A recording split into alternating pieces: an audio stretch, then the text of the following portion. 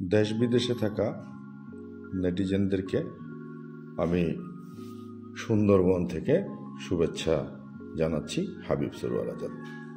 আশা করি যে যেখানে আছেন ভালো আছেন, সুস্থ আছেন, নিরাপদে আছেন। আজ আপনাদেরকে দেখাবো সুন্দরবন ভ্রমণের কিছু ভিডিও চিত্র। সুন্দরবন যাত্রার শুরুতেই আমরা মোংলা শহর থেকে স্পিডবোট যুগে রওনা করলাম পশুর নদীর নৌপথ ধরে করমজলের দিকে। করমজল হচ্ছে ইকো ট্যুরিজম এবং সুন্দরবনের একটি বিস্ময়কর দর্শনীয় স্থান। বনের গভীরে একটি রেঞ্জার স্টেশন যা হরিণ প্রজনন কেন্দ্র হিসাবে কাজ করে। সুন্দরবন বাংলাদেশের ফুসফুস এবং আমরা বাংলাদেশের মানুষকে এই সুন্দর ও মহৎ প্রাকৃতিক দৃশ্যাবলী দেখাতে চাই।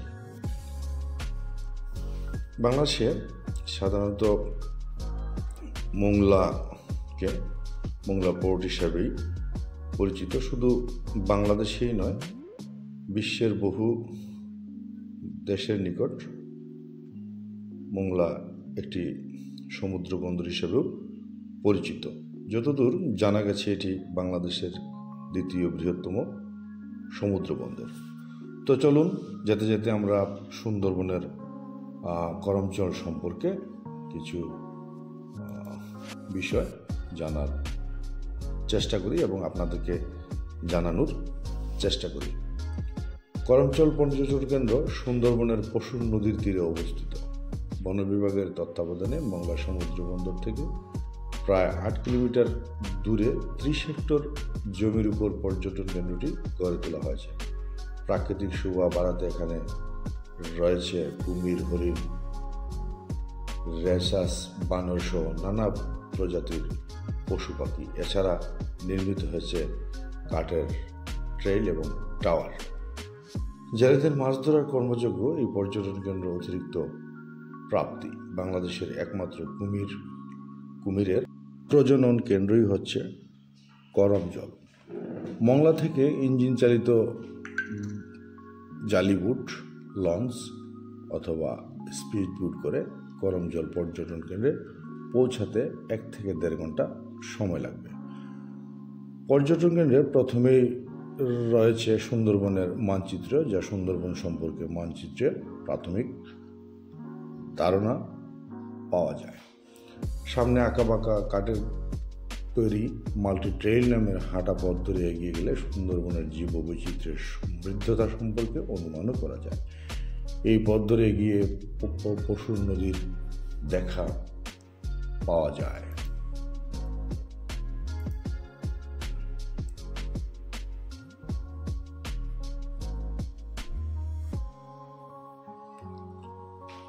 তো সুন্দরবন প্রবেশেই জন্য প্রবেশ মুখেই শুরুতেই আপনাদেরকে টিকিট কেটে নিতে হবে। টিকিট কাটার পর প্রবেশ পথ পেরিয়েই দেখা মিলবে প্রাকৃতিক দৃশ্যাবলী। তো সামনে আঁকাবাঁকা কাঠের তৈরি মাল্টি ট্রেইল নামের হাঁটা পথ ধরে এগিয়ে গেলে সুন্দরবনের জীব বৈচিত্র্যের পাশাপাশি নানা প্রজাতির বন্য প্রাণীরও দেখা মেলবে। সেখানে করমজলে নির্মিত বেঞ্চে বসে বিশ্রামও করা যাবে। সেখান থেকে প্রায় 0.5 কিলোমিটার দক্ষিণের পথের মাথায় একটি শেড আছে। এই জায়গা থেকে পশ্চিম দিকে আরও একটি কাঠের নির্মিত ট্রেইল দেখতে পাওয়া যাবে। এই পথ আপনাকে নিয়ে যাবে কুমির এবং হরিণ প্রজনন কেন্দ্র এবং পর্যটন টাওয়ারে। এই টাওয়ার থেকে আশেপাশের সৌন্দর্য দেখা যাবে। ওয়াচ টাওয়ারের পাশ থেকে যাওয়া যায় ঝুলন্ত সেতু, যা আরও 1 কিলোমিটার গভীর জঙ্গলে নিয়ে যাবে আপনাকে। এই ব্রিজ ধরে হাঁটলে শরীরে শিহরণ জেগে উঠবে।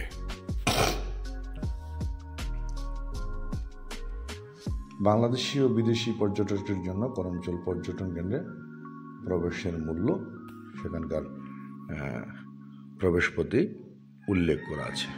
বাংলাদেশি ছাত্র গবেষকদের জন্য প্রবেশ মূল্য কিছুটা সীমিত করা হয়েছে। এছাড়াও অপ্রাপ্ত বয়স্ক শিশু বা কিশোরীদের জন্য এখানে প্রবেশ মূল্য অনেকটা সীমিত। দেহরক্ষী হিসেবে একজন গানম্যান নিয়ে যেতে পারেন, তার জন্য অবশ্যই আপনাকে সেখানকার নির্ধারিত অর্থ পরিশোধ করতে হবে। তো চলুন ধীরে ধীরে আমরা করমচলের প্রাকৃতিক সৌন্দর্য উপভোগ করতে থাকি। আসলে সুন্দরবন হচ্ছে এমন একটি ম্যানগ্রোভ ফরেস্ট যার চিত্র বিচিত্র রূপ সম্পর্কে আপনাদেরকে বর্ণনা করে বোঝানোর সাধ্য যোগ্যতা কোনোটাই আমার নেই। নিজ চোখে না দেখলে সুন্দরবনের সৌন্দর্য আসলে কিছুই উপলব্ধি করার মতো নেই।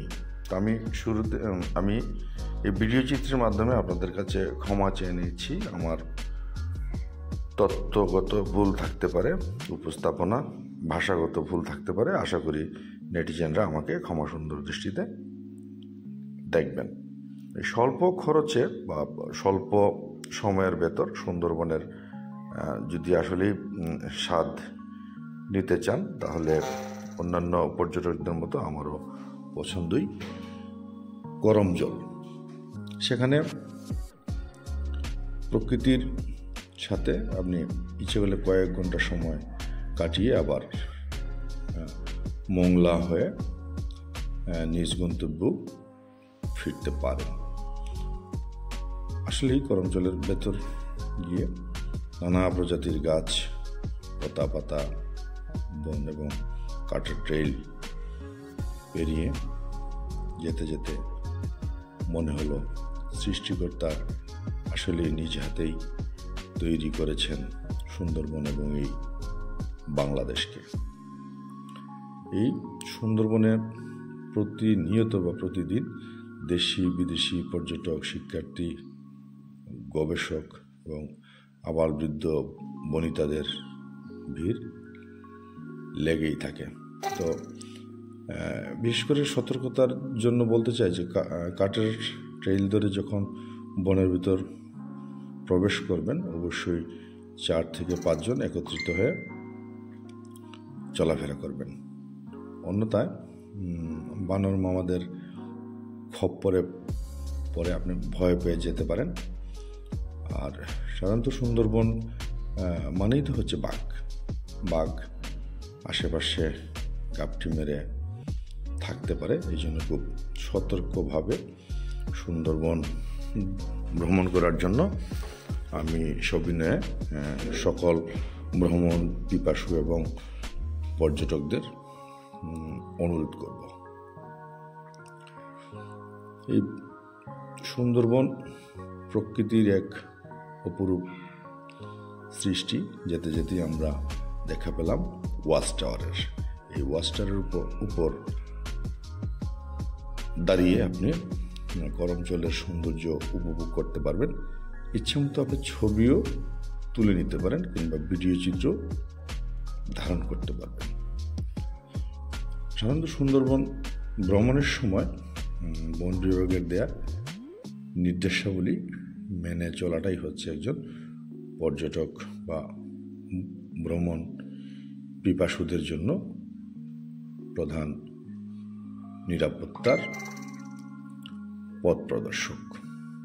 তো আমি অন্যদের নিয়ে ওয়াচ টাওয়ারে উঠে কিছুটা ভিডিও চিত্র আপনাদেরকে দেখানোর জন্য ধারণ করলাম। আসলে সুন্দরবন 1, 2, 3, 4, 5 বা 1 সপ্তাহে ভ্রমণ করেও এর শেষ দেখা পাওয়া খুবই দুঃসাধ্য। এটি আমার সুন্দরবনের দ্বিতীয়বারের মতো যাত্রা। একজন সংবাদকর্মী হিসেবে পেশাগত দায় দায়িত্ব পালনের পাশাপাশি আসলে আমি হাওড় ও সীমান্ত জনপদ সিলেটের সুনামগঞ্জের মানুষ হিসাবে যেমন মাটি ও প্রকৃতির সাথে বেড়ে উঠেছি শৈশবকাল থেকেই, তেমনি সময় সুযোগ পেলেই আমিও আসলে ছুটে যাই দেশের বিভিন্ন প্রান্তে পরিবেশ, প্রকৃতি, ঐতিহাসিক এবং দর্শনীয় স্থানগুলি এক নজর দেখার জন্য। সেই সাথে চেষ্টা করি নেটিজেনের জন্য একজন অপেশাদার ইউটিউবার বা ফেসবুক ইউজার হিসাবেও আপনাদের সামনে মানে যৎসামান্য ভিডিও চিত্র নিয়ে আপনাদেরকে দেখানোর চেষ্টা করি। সুন্দরবন ভ্রমণে অনেকেই ওংলা থেকে, খুলনা থেকে কিংবা সাতক্ষীরা থেকে সাধারণত লঞ্চ যুগে 3 দিনের জন্য যাত্রা করেন। তো সেই লঞ্চ যাত্রায় আপনি মোংলা, খুলনা, সাতক্ষীরা সহ আসলে বিভিন্ন স্থান থেকেই সুন্দরবনের ট্যুরিস্টদের নিয়ে যাত্রা করে। আপনারা যদি গুগলে সার্চ করেন তাহলে অবশ্যই নির্ধারিত লঞ্চ, বোট বা যারা ট্যুরিস্ট অপারেট করে তাদের ঠিকানা এবং ফোন নম্বর পেয়ে যাবেন।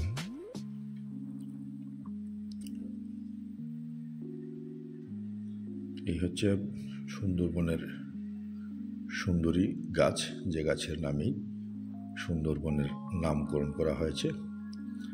সুন্দরবন সাধারণত বাংলাদেশ এবং ভারতীয় দুটি অংশেই সুন্দরবনের অবস্থান। আর যদি পরিবার পরিজন নিয়েও যেতে চান তাহলে যাবার পূর্বে অবশ্যই বা মোংলা অথবা খুলনাতে অথবা ভালো মানের লঞ্চে থাকার বিষয়টি আগেই কনফার্ম হয়ে নেবেন। এখানে আমরা দেখতে পাচ্ছি কিছু দোকানপাটের বসাও সাজিয়ে বসে আছে। এগুলো হচ্ছে যারা এখানে ভ্রমণে আসেন বা বেড়াতে আসেন বা যারা পর্যটক আসেন তাদের জন্য কিছু খাবার দোকান, পাশাপাশি এখানে হরিণের জন্য খাবার, হরিণ বা বানরের জন্য আপনার চাহিদা মতে তাদের খাবার কিনতে পারবেন। এবং এখানে সাধারণত কোনো মানে খাবারের হোটেল নেই, যেটা আসলে আমরা বলি ফাস্টফুড। অনেকে চানাচুর, ঝালমুড়ি, বাদাম, শিম বিচি এবং চা, কেক, কলা, বিস্কিট ইত্যাদি বিক্রি করে থাকেন। তো আপনাদেরকে করমচলের ভিতর এই স্বল্প সময়ে সব কিছু দেখানো সম্ভব নয়, এজন্য আন্তরিকভাবে আমি ক্ষমা চেয়ে নিয়েছি। আমরা কিছুক্ষণ পরে এই যে একটি পুকুরের মতোই এখানে জীবন্ত কুমির বেশে বেড়াচ্ছে। আসলে শৈশবে বই পুস্তকে কুমির, হরিণ, বাঘের গল্প পড়লেও বাস্তবের দেখা আসলে এটি অসাধারণ। আমি বাংলাদেশের সকল ভ্রমণ পিপাসু এবং পর্যটকগণকে আহ্বান করব, আসলে তড়িঘড়ি করে বিদেশ ছুটে না গিয়ে, বিদেশ ভ্রমণে না গিয়ে বাংলাদেশের সুন্দরবন, খুলনা, কক্সবাজার, চট্টগ্রাম, সিলেট এবং সুনামগঞ্জ সহ সারা দেশব্যাপী অনেক দর্শনীয় স্থান আছে, এগুলি দেখার চেষ্টা করবেন এবং বিদেশে গিয়ে অর্থের অপচয় না ঘটিয়ে দেশের পর্যটন শিল্পকে সমৃদ্ধ করার জন্য এবং এই পর্যটন শিল্পের সাথে যে সমস্ত আয়োগ্য সুবিধাবঞ্চিত পরিবারের সদস্যরা আছে, আশা করি আপনার এই ভ্রমণের যে ব্যয়, এখান থেকেও সাধারণ মানুষজন সুবিধা পেতে পারেন। যাই হোক, সেসব বিষয় আর না বাড়াই, আমরা দেখছিলাম যে একটি পুকুর করমচল্লির ভিতর, এখানে কুমির ছুটোছুটি করছে, দেখে বেশ ভালোই লাগলো। আমরা হয়তো কিছুক্ষণ পরই আমরা গাছে দেখতে পাচ্ছি বানর মামা, দ্য মানকি। যাই হোক, বানর মামারা এই যাত্রায় বেশি একটা বিরক্ত করেনি, তারপরও ভয়ে ভীত ছিলাম যে কখন বানর আক্রমণ করে বসে। সাধারণত এই করমচল বা এই সুন্দরবনের যে সমস্ত বানর আপনার আশপাশ দিয়ে ছুটোছুটি করে, ভয় পাওয়ার কারণ নেই, তারা সাধারণত খাদ্যের জন্য আপনাদের আশেপাশে ঘুরঘুর করবে। তো বানরদের জন্য আপনি চাইলে আগেই কলা কিনে নিয়ে যেতে পারেন, এবং ওই বানররা যখন আপনার দিকে তেড়ে আসবে তখন কলা ছুঁড়ে দিলেই ওরা কলা নিয়ে ফিরে যাবে। আমরা পুকুর পাড়ের ডাঙ্গায় দেখতে পাচ্ছি একটি কুমির, হয়তো সেটি খাদ্যের সন্ধানেই ডাঙ্গায় উঠে এসেছে। তো পুকুর পেরিয়ে আমরা ধীরে ধীরে চলে যাব হরিণ প্রজনন কেন্দ্রের দিকে। জানা গেছে এখানে হরিণ প্রজনন কেন্দ্রে অসংখ্য হরিণ আছে, যে হরিণগুলো আপনি হাত দিয়ে ছুঁয়ে দেখতে পারবেন, তাদেরকে খাবার খাওয়াতে পারবেন, এবং চাইলে আপনি হরিণের সাথে ছবিও তুলতে পারেন, ভিডিও চিত্র ধারণ করতে পারেন। আমরা এতক্ষণ পুকুরে দেখছিলাম কুমিরের ছুটোছুটি, বিশেষ করে ভালোই লাগলো। আর এর ফাঁকে আপনাদেরকে বলে নিচ্ছি যে যদি ভিডিও চিত্রটি দেখে আপনাদের ভালো লেগে থাকে তাহলে লাইক, শেয়ার, কমেন্ট করে আশা করি আমাদের পাশে থেকে সহযোগিতা করবেন। আমরা চলে আসছি কুমির প্রজনন কেন্দ্রের এখানে কুমিরের জন্য আসলে এক ধরনের খাবার, বনজ খাবার পাওয়া যায়, ওটা কিনে নিয়ে নিজ হাতেই হরিণের পালকে খাওয়ানোর চেষ্টা করেছি। আবারও ছুটে গেছি আরও কিছু খাবার হরিণের জন্য কিনে নিয়ে আসার জন্য। সাধারণত পর্যটকরা করমচলে আসলে ঠিক এভাবেই হরিণের জন্য খাবার কিনেন এবং বানর পালের জন্য কলা কিনে থাকেন। আমার এই যাত্রায় এটি আমার সুন্দরবনের দ্বিতীয়বারের মতো ভ্রমণ। বহু বছর আগে একবার সুন্দরবন যাওয়া হয়েছিল, আবার পুনরায় সুন্দরবন যাওয়ার আসলে সৌভাগ্য হয়েছে, এজন্য মহান সৃষ্টিকর্তার নিকট শুকরিয়া আদায় করছি। এই যে হরিণ আমি ছুঁয়ে দেখছি, ইচ্ছে করলে আপনারাও যদি সুন্দরবনে আসেন এভাবে হরিণ ছুঁয়ে দেখতে পারেন, হরিণের সাথে ছবিও তুলতে পারেন, ভিডিও চিত্র ধারণ করতে পারবেন। প্রিয় নেটিজেনরা, আর হয়তো বেশিক্ষণ এখানে অবস্থান করা যাবে না, তো আমি চেষ্টা করব আবারও আপনাদের সামনে নতুন কোনো ভিডিও চিত্র নিয়ে হাজির হওয়ার জন্য। সবশেষে এইটুকু বলবো যে সাধারণত সুন্দরবনেই হোক বা বাংলাদেশের যে কোনো পর্যটন কেন্দ্রেই হোক, সেই পর্যটন কেন্দ্রের যারা দায়িত্বশীল আছেন ওনাদের বেঁধে দেওয়া নিয়ম কানুন মেনে চলাটাই হচ্ছে ভ্রমণের জন্য সবচেয়ে বেশি নিরাপদ। এবং আমরা আজকের মতো এই পর্যন্তই বিদায় নিচ্ছি। আল্লাহ হাফেজ।